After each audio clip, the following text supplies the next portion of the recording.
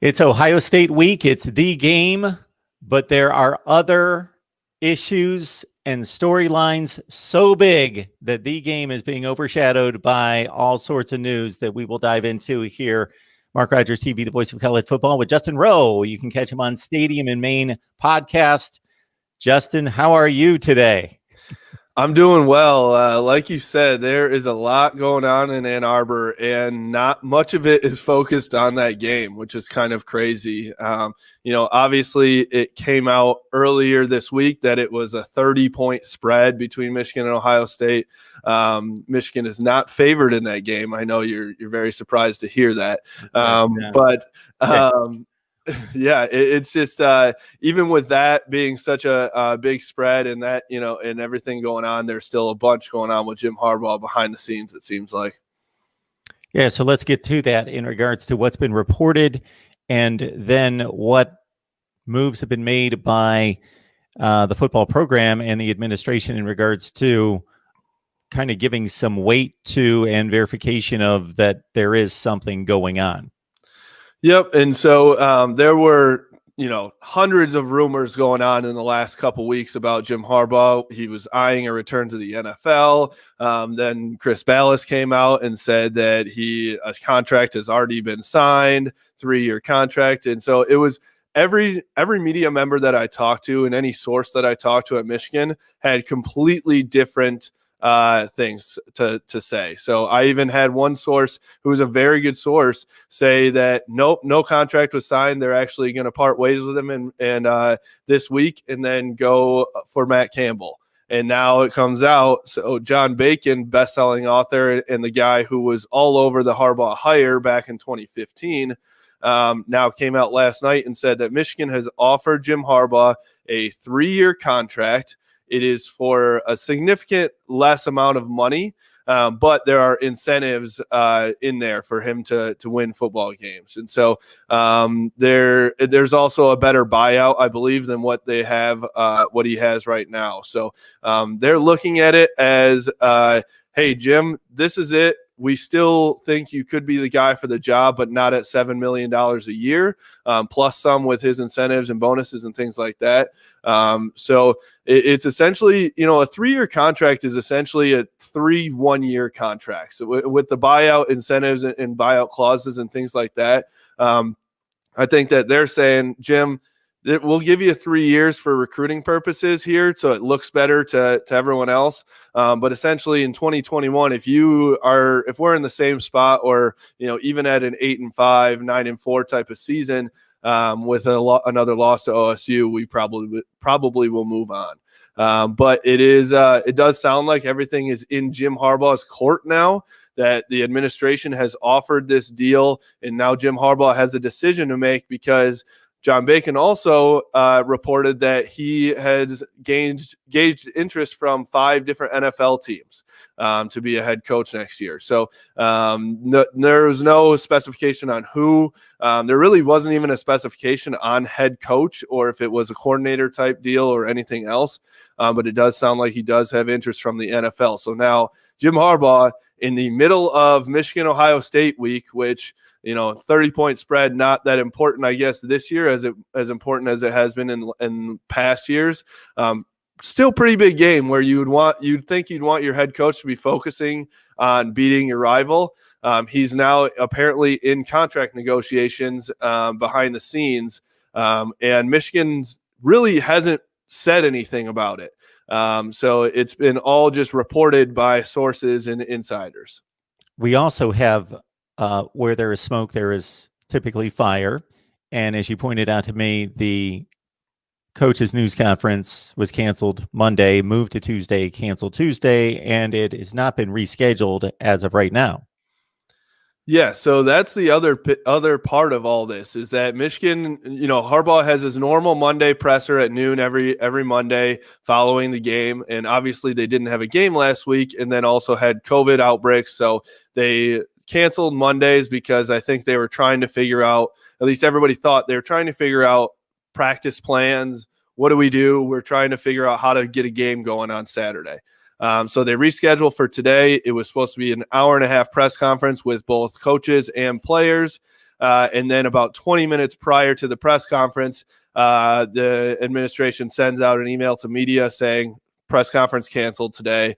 They haven't said what they will make it up later today or after today or anytime later this week. So like you said, what does that mean? Does that mean that he is trying to get a deal done behind the scenes? Does that mean he's still making his decision? I mean, what it really means to me is he doesn't want to face the questions, obviously. And Michigan's their PR team is saying, yes, this all broke late last night. We don't want to put our coach out in the middle of Ohio State. We can make him answer contract questions, which is fair. But at some point, you got to get in front of the story. Like I said to you, there's the saying that don't make a one-day story into a two-day story. Well, now you're going on, 72 hours with all these rumors and, beyond. It's been weeks, it's been months that Michigan's been talking or people have been talking about the contract extension. Will they keep him? Will they go for Matt Campbell, Luke Fickell? The list goes on and on.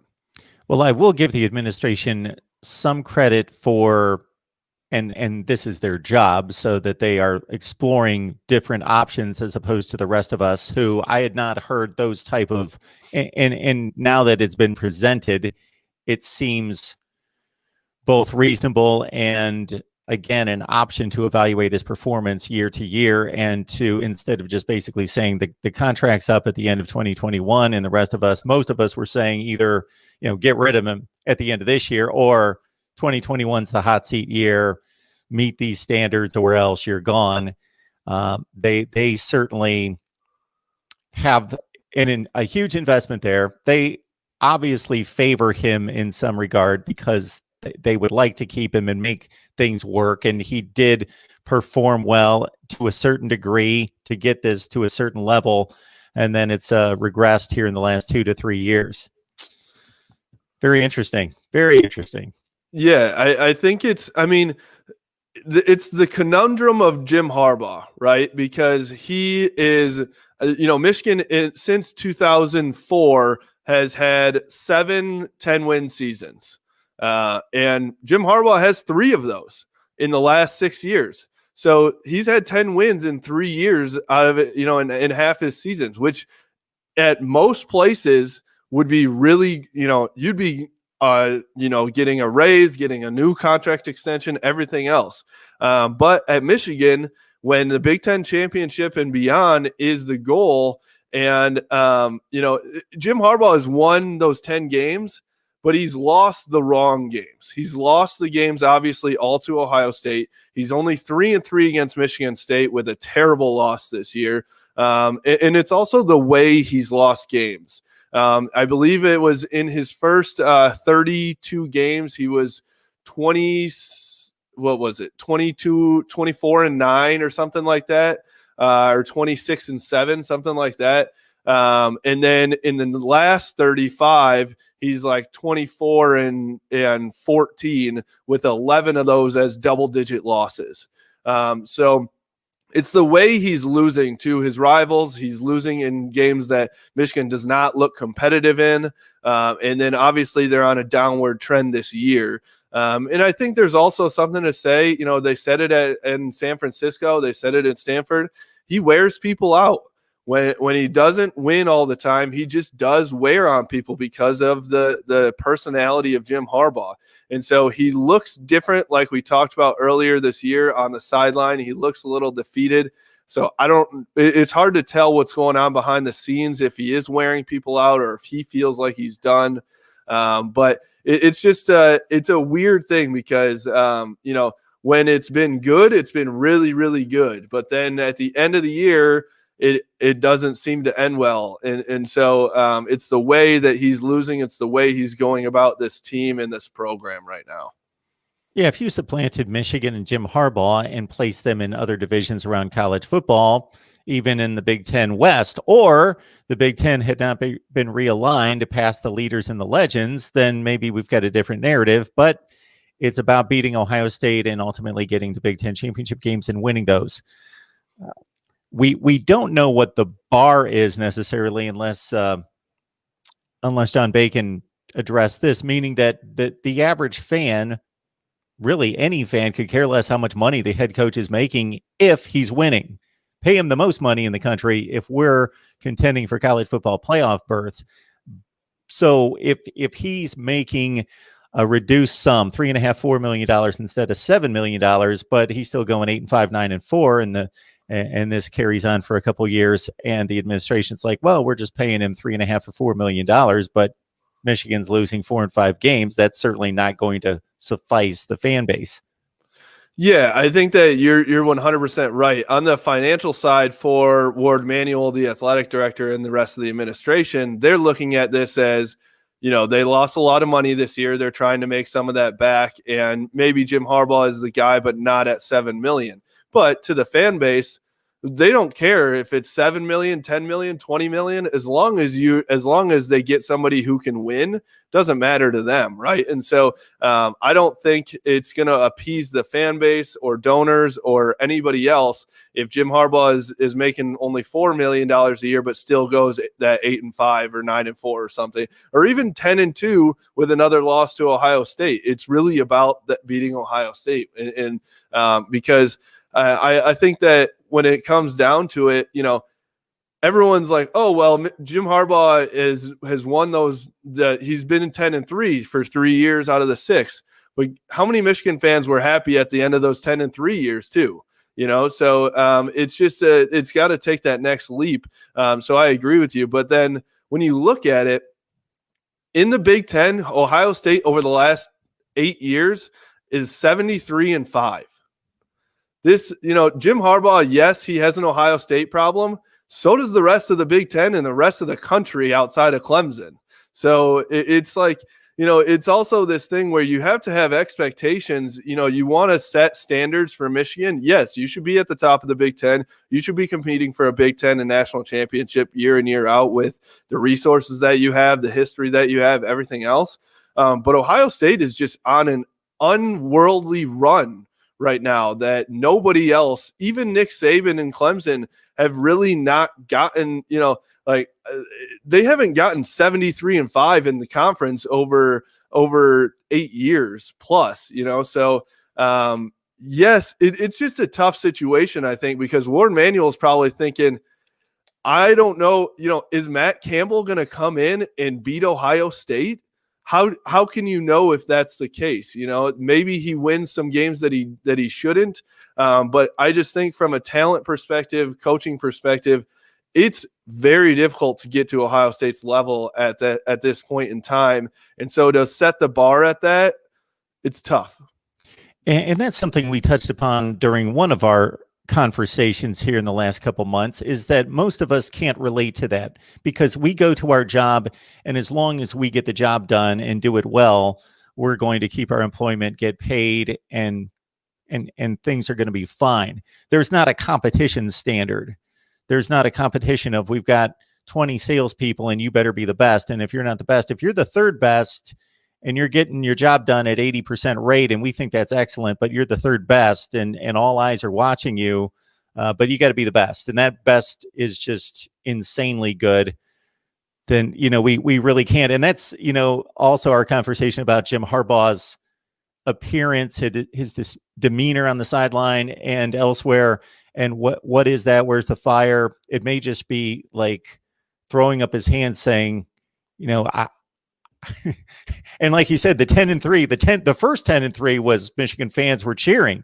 The second 10-3 was, man, that's good. Man, it's really frustrating. We should have won that 2016 Ohio State game, but we're there. We're right there. So we're frustrated for this year, but he's the man. And then the next 10-3 was obviously after a couple losses at the end, badly to Ohio State and in the bowl game. And it was like, okay, enough of this. And now the downslide. So like you say, few of us can relate to that type of barometer, that type of bar. And Jim Harbaugh might just be frustrated. Like, what else can I do? I'm doing my best. We've hit a wall. I don't know. I don't have any answers.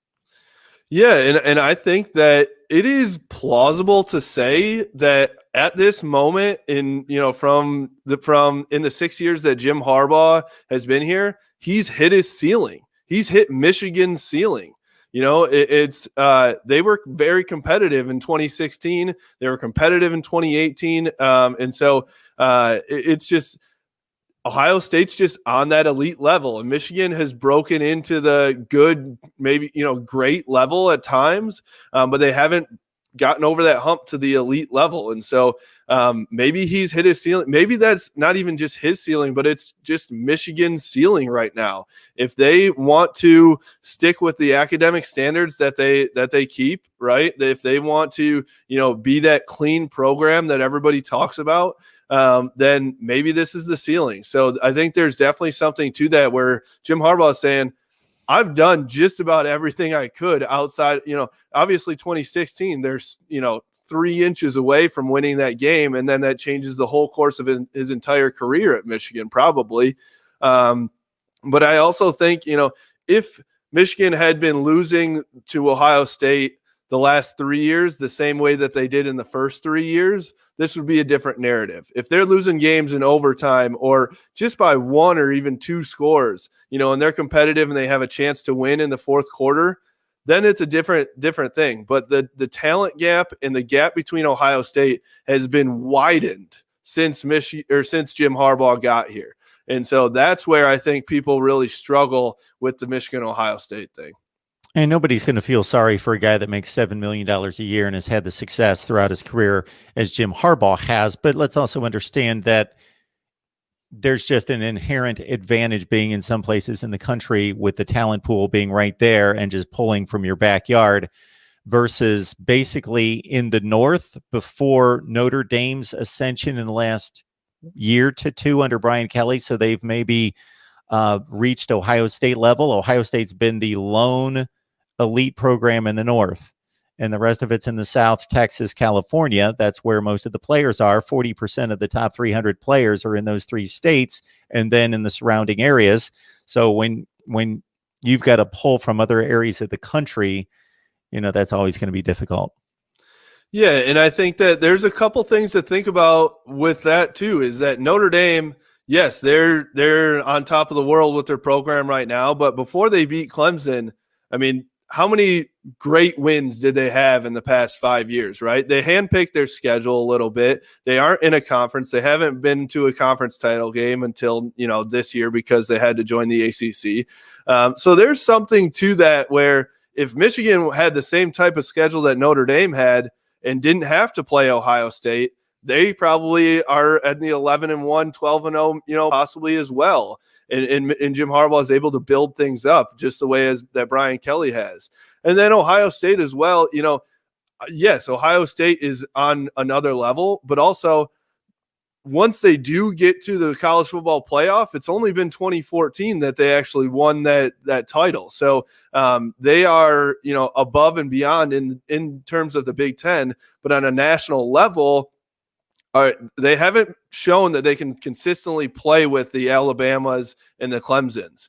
And I think those 3 teams are just like on a different level compared to the rest of the entire country, right? But still, they come in and they dominate the Big Ten, and then they get to college football playoff, and not always are they succeeding on that once they get to that level. Yeah, the one disclaimer I'll make there is we're only talking about 2 losses. We're only talking about 2 games. Yeah, for sure. I mean, I'm nitpicking at that point, but I mean, I'm a Michigan fan. It's Ohio State week. I got to poke a little bit there, because with a 30-point spread, I don't have much else to stand on over here. Yes, I'm saying that not just in defense of Ohio State, but also the Big Ten. And when people say, "Oh, it's been since 2014," okay, well, 2 games. One was a blowout. One was basically just, razor thin. And that's talking about the entire conference. When people say, well, the conference hasn't done anything. Well, it's a college football playoff invitational. It's an invitational. Let's understand that. It's not an objective process where teams are objectively not selected, but just the system determines who's in the playoff. They're selected. So if you're not selected, you can't win. All right, so the game's in peril, the coaching situation's possibly in peril. There's a decision to be made, as is being reported, but also just the roster's in peril, just to field a team this week. Yeah, from Angelique Chingelis of the Detroit Free Press, she reported that this is that Michigan is now practicing, but with limited capacity and only helmets, so no pads or anything like that, like they normally would. She kind of alluded that there weren't many players that were actually practicing. It was quite a few guys that were out, whether it was COVID or contract tracing. Or even at the quarterback position, it sounds like Joe Milton and Cade McNamara both could be out with injuries, and Michigan's on its third string quarterback to start versus Ohio State. So I, in my opinion, I don't see this game happening. I think that Michigan is going to come out this week and say, you know what, we have way too many guys out. It's just not going to be, it's not going to be doable for the game.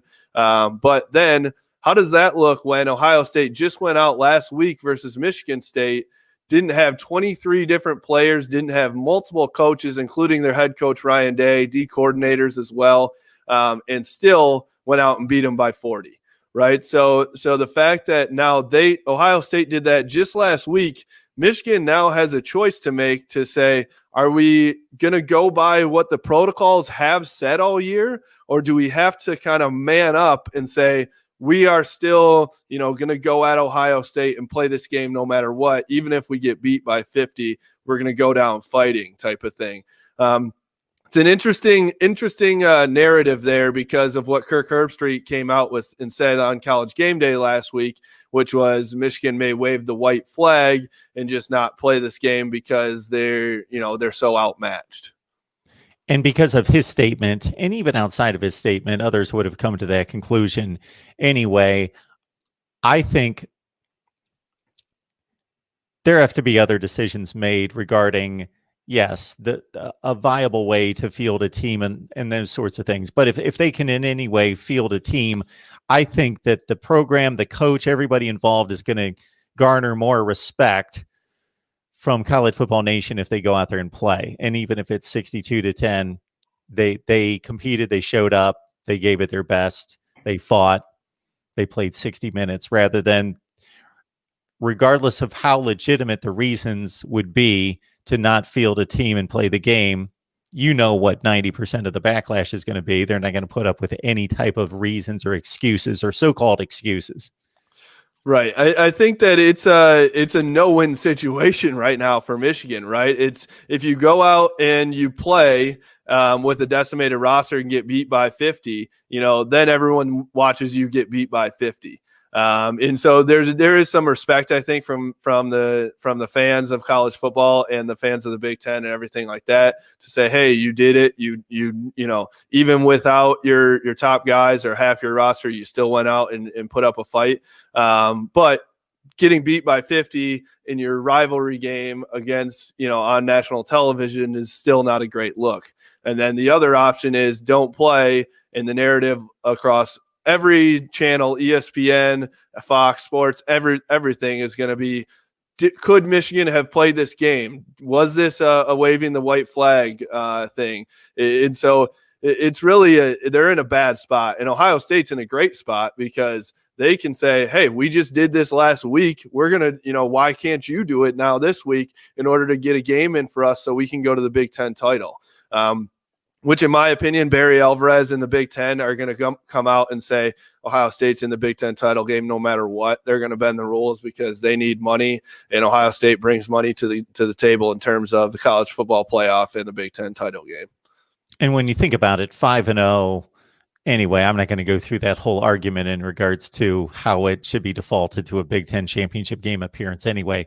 But anyway, I'm just going to clear up a narrative that you will understand as much as I do, that to the average college football fan, it's like, oh yeah, this is supposed to be a rivalry. This was once a great rivalry. It's a joke. Ohio State blows them out every year. You hear that all over the place on social. Ohio State blows them out every year. Okay. Since 2004, that was Ohio State's first year in this big run of games. Michigan won in 2011, of course, between Jim Tressel and Urban Meyer, but they won with a good team that won the Sugar Bowl that year, 2011. Okay, that's the one win since 2004, 2003 for Michigan.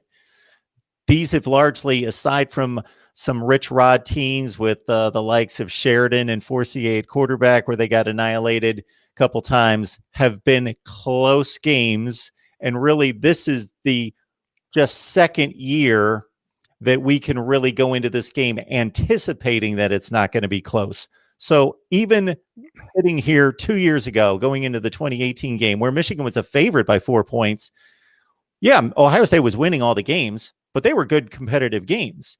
And then Michigan was expected to win, or it to be another, well, Ohio State could certainly win going into 2018 as just a 4-point underdog, but it's going to be a good game. So this is not like there's just this thought out there, this groupthink that Michigan gets blown out by Ohio State every year. Yeah, I mean, you even go back to the Brady Hoke days where Michigan had some of their worst teams in history, right? And that game still went down to 42-41 with Devin Gardner going for 2 on the last play of the game and not getting it. So absolutely, even when Michigan has been down, even before Jim Harbaugh, these games have been close. It's truly been that rivalry game. I remember I was in Columbus for Brady Hoke's last year, and Michigan only lost in Columbus with a 5-7 team, 26-21 to Ohio State, and that was their national championship year, I believe.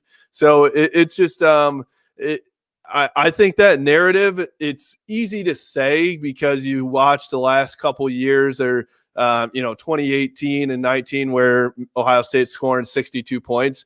Ohio State's scoring 50 to 60 points on everybody. It's not just Michigan. And so Michigan, yes, in the last couple years has gotten the doors blown off them. But before that, I mean, if you go back to 2016, again, they're 3 inches away from winning that game. Even in 2017, when Michigan was only 8-5 with John O'Korn at quarterback, who is one of the worst quarterbacks Michigan has had in the recent memory, they still had a chance in the fourth quarter, down by four, I believe, to go down and score and win that football game. John O'Korn probably throws one of the worst interceptions I've ever seen on that drive, of course, and Ohio State goes on to win by double digits. But I think, like you said, this game has been closer than the narrative shows. And so I think that, maybe Michigan comes out and says, you know what? Screw the world. We're going to come out with fire, and maybe, this is our one shot to save this season. And if Jim Harbaugh can rally the troops for one game, make it this one, because this could save Jim Harbaugh's career at Michigan if he does make it happen. And Justin, I'm going to clean this up only because the comments are coming in the comments section below. So you were either in Columbus in 2012, because I remember the scores of these games just because I lock in on scores. There you go. 26-21 Buckeyes, right? 2012, that was their team that went undefeated that could not go to the national championship game, and that was a 8-5 Michigan team that lost in the last few seconds to Jadeveon Clowney in South Carolina, correct? Correct. Yep. And I was down in Tampa for that one too. Oh, okay. Yeah. My cousin was playing for Michigan at that time. So I traveled with the team a lot. Very cool. And saw, unfortunately, a lot of those games that he played for Rich Rod and Brady Hoke. So I went to a lot of games, and not a lot of them were wins for Michigan at that time. But yep. Yeah. Then it was 2 years later that Ohio State eventually won the national championship. They were only up 1 score with J.T. Barrett leaving the field on a stretcher with a broken ankle. Only up 1 score in Columbus against a 5-7 Michigan team. And this Cardell Jones guy comes in, and the rest is history. And people, that game was certainly on the line at that point with Michigan with the momentum, but the Buckeyes won 42-28. Good stuff with Justin Rowe. Catch him on Stadium and Main podcast. Just go to Justin Rowe 92 on Twitter, and you can follow all his work right there. Joins us on a regular basis to talk Michigan, Ohio State. Anything we've missed on this one? I don't think so. There's a heck of a lot going on for Michigan Ohio State week. It's I mean, 2020 obviously has been a crazy year in every aspect, right? But it's coming down to the last game, last week of the regular season for football, and it's the craziest week ever for Michigan, even in a 2-4 season. So I could have never imagined crazy contract talks leading up to Michigan Ohio State week with Michigan doesn't know who its quarterback is. We don't even know if the game's going to happen. Just a wild ending to a wild season for Michigan here. Justin, hopefully next year we will get back to the type of conversations we would have had in previous years where we would have been sitting here for 45 minutes talking about wide receiver DB matchups and the matchups in the trenches and the whole deal. We didn't even talk personnel, and it's really not necessarily anything relevant. We need to address. It's not relevant because we could go through it at pretty much every position right now and give Ohio State the advantage. So they're definitely that talented. There's no doubt about that. And Michigan, although they're talented at certain positions, they're hurting with injuries, of course, and just hurting with guys that left for the draft or opted out or things like that. So talent-wise and position-wise, yeah, it could be a rough day if that game gets played for Michigan and they could get exposed in just about every way. Justin, we appreciate you stopping by, and we will hopefully catch up with you next week. Sounds good. Thanks for having me.